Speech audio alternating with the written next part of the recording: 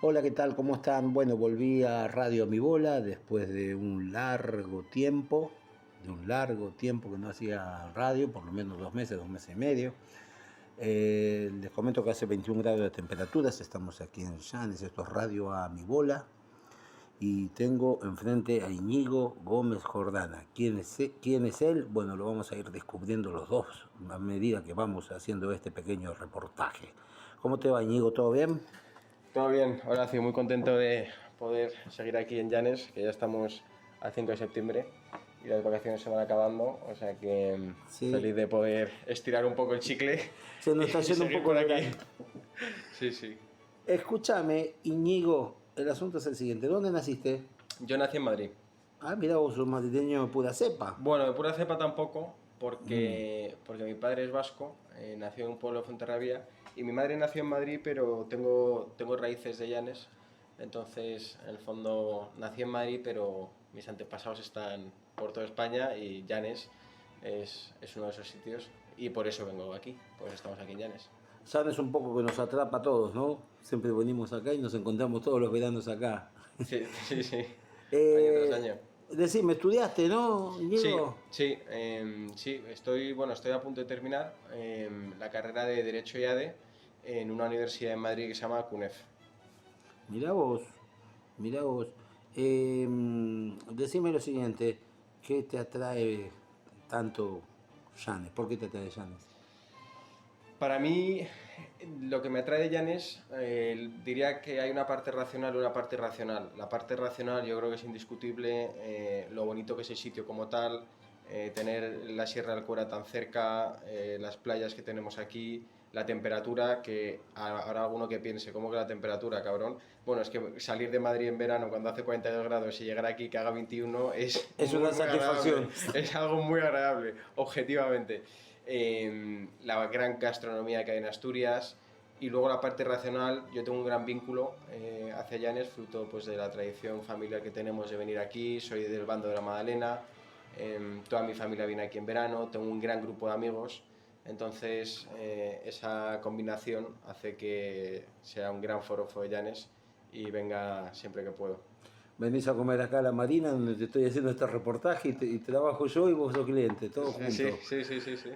Íñigo, me tenías que contar algo muy importante y anoche me dejaste picando muchas cosas. Me dice, te voy a contar algo importante que no sé qué es. A ver, contame a mí al público porque estamos los dos esperándote. No, bueno, esta conversación empezó con Nacho hace 2 semanas que me preguntó por un artículo que había leído en prensa. Yo tengo el honor de haber recibido un premio este junio por parte de la presidenta de la Comunidad de Madrid, Isabel Díaz Ayuso, en una gala que se dan 5 premios en 5 categorías, se dan premios en 5 categorías, llamada Héroe del Año. Una de esas categorías era Juventud Heroica. Y dentro de Juventud Heroica se premió a la infiltrada, que es la chica esta que le sacaron una película por haberse infiltrado en ETA.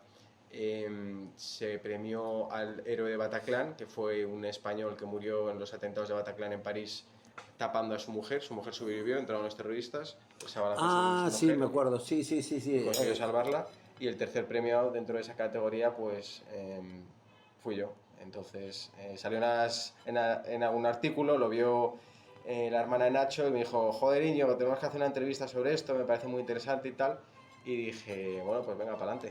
¿Pero por qué te lo dieron al final? Ese premio fue por un reconocimiento a distintas iniciativas en las que he podido formar parte desde hace unos cuantos años. Al final, por desgracia en España nos hemos enfrentado, bueno, en España internacional, a ciertas catástrofes, ciertos eventos en los últimos años que han requerido una respuesta extraordinaria. Con esto estoy pensando, pues primero en la pandemia, luego en Filomena, luego en la guerra de Ucrania, luego en la Dana, ¿no? Situaciones anormales que han requerido que, pues, por A o por B, la sociedad civil diese una respuesta para ayudar en la catástrofe, ¿no?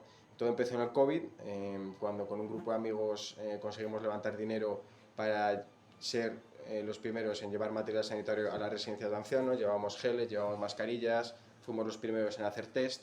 Luego durante Filomena, con mi gran amigo Nacho Trillo, montamos una red de 200 vehículos 4x4 que lo que hacían era atender emergencias que el 112 no admitía porque estaba colapsado y no tenía medios para llegar. Nosotros teníamos los 4x4, entonces llegábamos a esas emergencias, ¿no?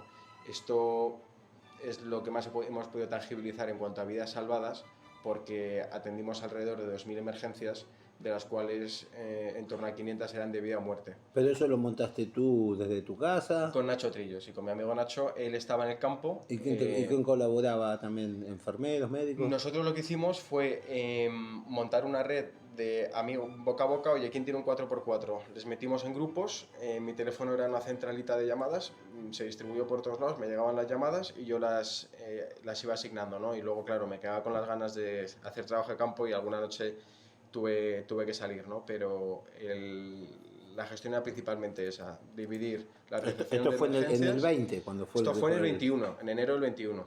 Ah. Sí, creo que fue enero del 21, sí, fue enero del 21 y bueno, al final el 112 no tenía capacidad, la UME pues hacía lo que podía, pero había mucha emergencia sin atender, ¿no? De hecho, el caso más llamativo fue cuando tuvimos que hacer un traslado de 250 pacientes de diálisis que estaban en su segundo o tercer día sin recibir diálisis, no les atendía nadie. Y claro, tuvimos que atenderles nosotros, hicimos nosotros las lanzaderas para llevarles, también hubo casos de que nos llamaban, a mi marido le daba un ictus, infartos, ¿Y los llevabas abortos. a los hospitales públicos o también clínicas privadas? Dependía del paciente, es decir, si el paciente estaba asegurado por lo privado y el privado más cercano era de su compañía, pues al final intentábamos ir al más cercano, pero realmente no mirábamos mucho si era privado o público. Dependía un poco del caso del paciente. ¿Te atendían igual o te decían usted quién es, para qué está esta gente? Yo es que como no, yo los casos que llevé fue a hospital público, entonces no tuve problemas. Pero claro, como yo operaba principalmente desde casa, coordinando el operativo, no te sé decir si encontramos problemas de esa índole. Sí. Y en ese momento los médicos ya te conocían, ya llegó un momento que... Sí, claro. Me llamaban, pues por ejemplo, un caso era los pacientes de oncología. Esto estuvo como una semana y media. Entonces, claro, primero tenías pacientes que no habían podido regresar a sus casas y pacientes que tenían que seguir recibiendo tratamientos de oncología, en procesos de cáncer. Entonces, claro, aquí había médicos que directamente me decían, oye, tengo esta lista de pacientes, por favor necesito que les traigas a que tengan sus sesiones, ¿no? También hubo, pues, ayudamos con el tema de la vacunación.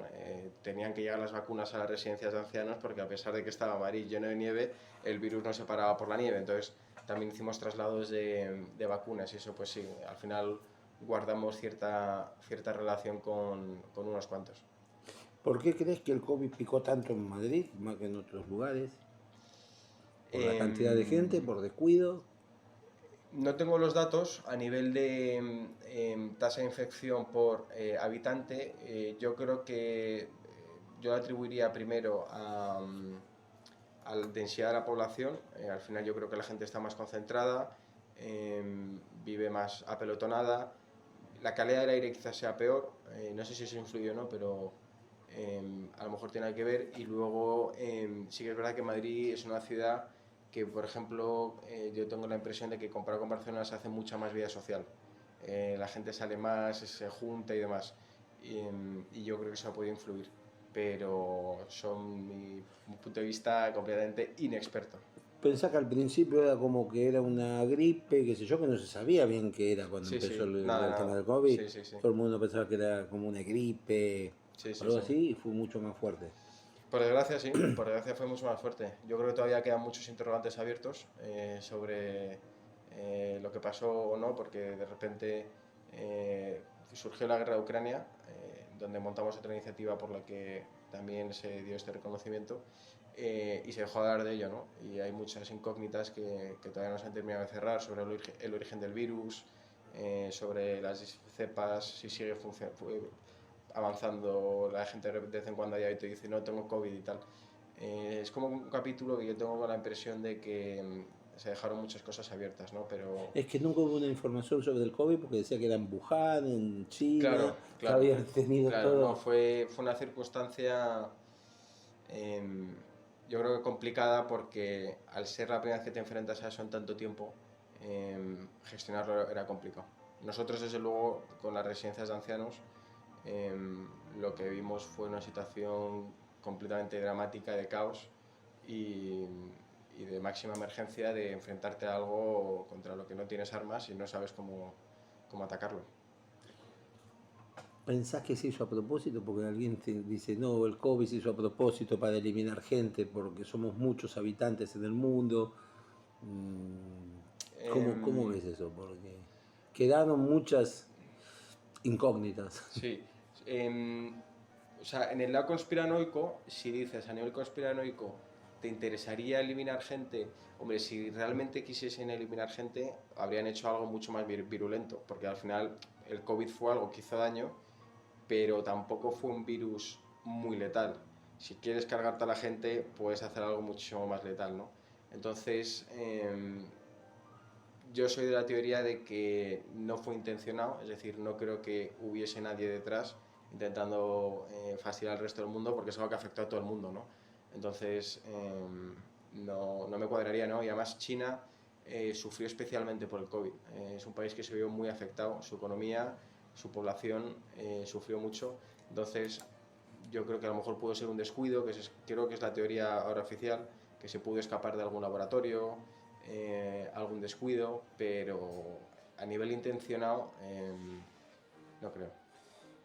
Porque China tampoco dio los datos que tenía que dar, ¿no? Los datos correspondientes a los cuales tenía que dar. Al final China es un país que da muy poca información, es un país de puertas cerradas hacia el mundo exterior, ¿no? De hecho, los primeros informes del virus creo que llegaron por Taiwán. Me acuerdo que Taiwán emitió una alerta en finales del 19 y bueno, al final cuando tienes un régimen tan férreo con el control de la información como China, acceder a información en tiempo real, veraz, es complicado, prácticamente imposible. Vos sabés que cuando fue la época del COVID, bueno, en Argentina estuvo 7 meses, estuvimos aislados, después 3 meses más en el 21, pero se decía que hasta que no había la vacuna íbamos a vivir mal, y bueno, después la vacuna apareció. Y mucha gente fue antivacuna, ¿te acordás? Que no se quería vacunar, Sí, que decía que tenían veneno, que te controlaban o no sé qué cosa. Y mucha gente no se vacunó. Pensá que la vacuna tenía algo, porque todavía la gente dice, ¿cómo te vacunaste? No, no, eso era veneno, ¿para qué te vacunaste? bueno, yo creo que siempre surgen, o sea, en general en la sociedad, ¿no? Sobre todo hoy que estamos más polarizados, siempre surgen movimientos extremos de un lado y otro, ¿no? Yo creo que al final el tiempo acaba dando la razón a todo. Yo creo que si la vacuna lleva ese veneno, habría muerto muchísima gente, y yo creo que no conocemos, vamos, no ves que la gente se va muriendo por momentos.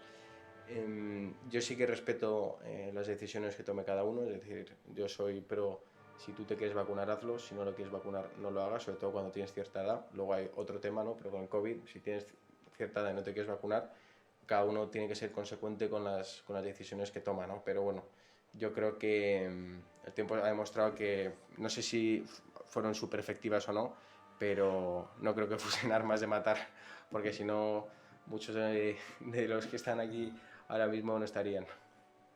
Escúchame, con lo que... ¿vos pensás que se puede repetir lo del COVID? Sí, Porque sí, sí. empezaron a decir que en la India había una especie de gripe también parecida, similar. Hombre, Y ya empezamos todos a mirarnos, ¿viste? ¿Qué pasa otra vez, no? yo creo que vivimos en un momento donde a la gente le gusta meter miedo e intentar crear noticias de donde no las hay, ¿no? Entonces, yo soy bastante desconfiado cuando te dicen, no, va a haber esto y tal. Yo creo que hay que creerse pocas cosas y ser sereno, ¿no? Pero bueno, es algo que no, con el avance de la ciencia, puede ser que a lo mejor cuanto más se investiga, pues puedan darse más accidentes, ¿no? Pero bueno, cada vez tenemos una tecnología que es más puntera en la fabricación de vacunas. Por lo tanto, si surgiese otra vez, eh, deberíamos tener la tranquilidad de que cada vez estamos más preparados tecnológicamente para enfrentar enfermedades. ¿Cómo estás viendo la medicina en España? Porque te habrá dado mucha experiencia conociendo médicos, enfermeras, hospitales. ¿Cómo estás viendo la medicina en Em, España? la medicina en España, claro, en términos relativos o en términos absolutos, es decir, si la comparamos con otros países, somos unos grandes privilegiados de poder ir a un hospital y que te atiendan de forma gratuita sin tener ningún tipo de problema. Es decir, eso es un punto de partida muy bueno y que es un privilegio que tengamos en España. No obstante, creo que tenemos que ser autoexigentes e intentar tener los mejores servicios posibles, ¿no? Yo creo que por cómo está la situación a nivel de listas de esperas o que te cuentan ciertas personas que se tienen que operar, podría ser mejor. Podría ser mejor, ¿no? Yo el otro día tenía un amigo que se tenía que hacer una radiografía y en la sanidad pública aquí en Asturias le daban un año para hacerse la radiografía, ¿no? Entonces, yo creo que es algo que ha funcionado muy bien, pero tenemos que invertir en que siga funcionando bien y en optimizarla, porque hay muchísima gente que no se puede permitir el lujo de tener un servicio privado o de tratarse en el hospital privado y es algo fundamental del estado de bienestar que tiene que ser mejorado y a lo que se tienen que dedicar recursos. Y cambiando el panorama, ¿cómo estás viendo la vida política española? Bueno, la verdad que a mí lo que me da pena es que en España se hable más del político que de los problemas. Es decir, yo tengo la sensación de que se habla mucho de el personaje político y no tanto de los problemas a los que se enfrenta España y de soluciones. Al final es una política que va mucho a la confrontación personal. No, es que este es no sé cuántos, es que este es no sé cuántos, y deja de lado el problema. Es decir, yo echo en falta que los políticos sean capaces de hablar y sentarse a discutir. Puedes tener las opiniones que quieras, pero discute sobre los problemas que atañen a los españoles y no sobre aspectos no personales, pero puramente ideológicos, que están muy lejos del interés de los españoles. Y eso lo que conlleva es que, claro, cuando el debate se centra solo en eso, polarizas a la gente y hoy tenemos una sociedad muy polarizada que yo creo que es una pena. Y como toda parte del mundo, se empiezan a acusar, Eso es. a agredirse, pero la solución nunca la dan, ¿no? Eso es. Voy a hacer tal cosa o tal Claro, la otra. al final entras en discursos que prometen soluciones muy fáciles a problemas muy difíciles. Decime qué planes tenés para el futuro.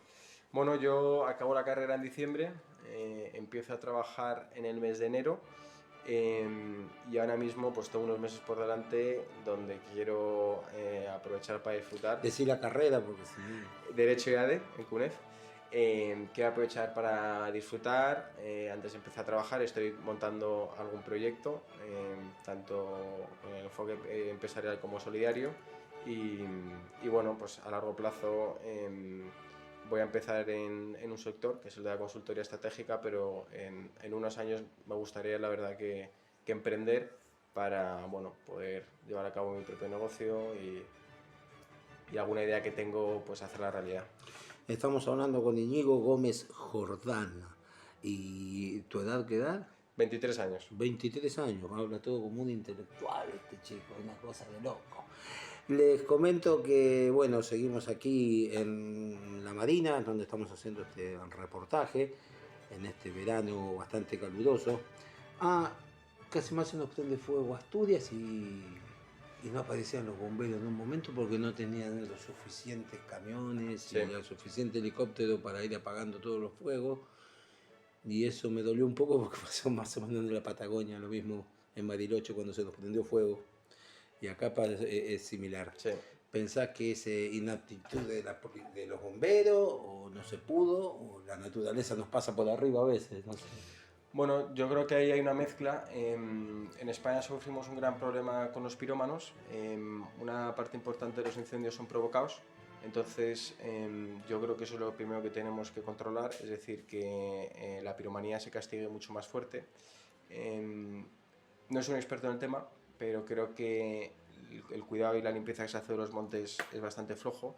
Esta ha sido una primavera muy lluviosa, entonces cuando tienes una primavera muy lluviosa, el riesgo que tienes luego en verano de que haya más incendios es más alto. y parece ser que no se han tomado medidas extraordinarias para paliar eso y por eso hemos tenido unos incendios tan extraordinarios, ¿no? Luego a mí lo que me da pena y produce gran frustración cada vez que tenemos una catástrofe en este país es que ves a la comunidad autónoma peleándose con el Estado. Es decir, el nivel de descoordinación y la culpa, ¿no? Que volvemos un poco a lo que hablábamos antes, que es todo sobre tú, yo y no sobre el problema, hace que las emergencias no se atajen como se deberían atajar, ¿no? Se vio en la Dana, se ha visto en otras catástrofes que esa falta de coordinación administrativa a quien acaba afectando, pues en este caso han sido bosques que se han quemado, pero en otros casos han sido personas, y yo creo que es algo que es factible solucionar y que se debería solucionar. Hubo bomberos que trabajaron 14 horas, 15 horas, digamos. El factor humano de los bomberos trabajando para un incendio es muy destacable. Lo que digo que faltó un poco de tecnología, tal vez. Y dijiste en un momento, dijiste que pueden ser provocados los incendios. ¿Por qué pensás que pueden ser provocados? Pues es algo que me he preguntado. La verdad, hay gente que dice, no, es que hay intereses, es que quieres construir no sé cuántos y lo quemas. Yo no he estudiado lo suficiente ese tema como para poder emitir una opinión. Lo que sí que creo es que hay gente que está mal de la cabeza y que, pues como tienes a terroristas que asesinan a personas de un momento para otro, pues tienes a otras que disfrutan viendo todo arder, ¿no? Entonces ahí tenemos la parte irracional. Habrá una parte racional, pues que a alguien le interese incendiar algo. No te sé decir las motivaciones que puede haber detrás de eso. Bueno, seguimos un poquitito más aquí en la radio a mi bola con Íñigo. Íñigo, escúchame, a tus 23 años, ¿cómo estás viendo Europa en general? Europa yo creo que está en un momento para la gente joven bastante complejo, en el sentido de que es un continente que cada vez es menos importante en el mundo, está siendo sobrepasado por otros países, por otras regiones.